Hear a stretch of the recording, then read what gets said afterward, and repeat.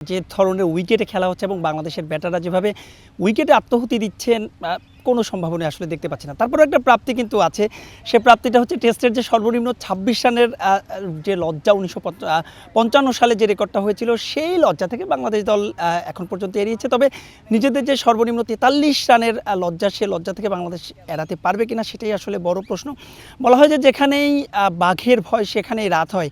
এই ম্যাকাইতে শুধু রাত হয়নি, রাত হয়ে ভোরও হয়ে গেছে। বাংলাদেশের ব্যাটার আসলে যেভাবে ব্যাট করছে, দারুণ টেস্টের পর কিন্তু বাংলাদেশের এই ম্যাচ নিয়ে দর্শকদের আগ্রহ ছিল তুঙ্গে। প্রথমবারের মতো এই গ্রেট ব্যারিয়ার রিফ অ্যারেনায় আন্তর্জাতিক টেস্ট ম্যাচ হচ্ছে, একেবারে ফুল প্যাকড। আজকে হলিডে, তারপরও ফুল প্যাকড স্টেডিয়াম, কিন্তু বাস্তবতা হচ্ছে বাংলাদেশ দল আসলে তারা এইখানে যেভাবে ব্যাটিং করছে খুব একটা আশা দেখছি না। মেহেদী হাসান মিরাজ একমাত্র স্বীকৃত ব্যাটসম্যান হিসেবে রয়ে গেছেন এবং সবচেয়ে বড় বিষয় হচ্ছে বাংলাদেশের ব্যাটাররা আসলে যেভাবে আউট হয়েছেন, স্পেশালি দুটো উইকেটের কথা আলাদা করে বলতে হয়। তানজিদ তামিম এবং মুমিনুল হক বাইরের বল খেলতে গিয়ে যেভাবে আউট হয়ে গেছে। তবে মিচেল স্টার কিন্তু রেকর্ড করেছেন, এ নিয়ে চতুর্থবার তিনি কিনা ইনিংসের প্রথম বলেই উইকেট পেয়েছেন।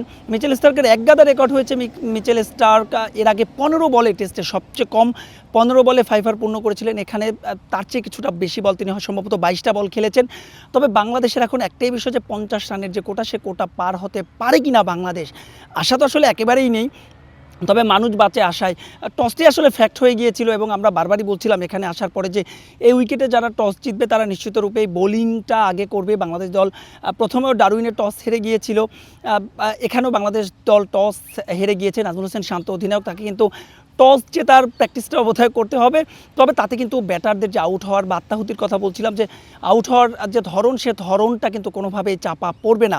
বাংলাদেশের টেলেন্ডাররা ডারউইনে কিন্তু বেশ ফাইট করেছিল, বিশেষ করে তাসকিন, হাসান মাহমুদ, এরা বেশ ফাইট করেছিল। দেখার বিষয় আসলে এইখানে বাংলাদেশ দল কতটুকু সেটা করতে পারে। তবে বাস্তবতা হচ্ছে খুবই টাফ সিচুয়েশন। এই ছিল আমার কাছে ম্যাকাই থেকে বাংলাদেশ দলের যে ব্যাটিং বিপর্যয় তার সবশেষ আপডেট।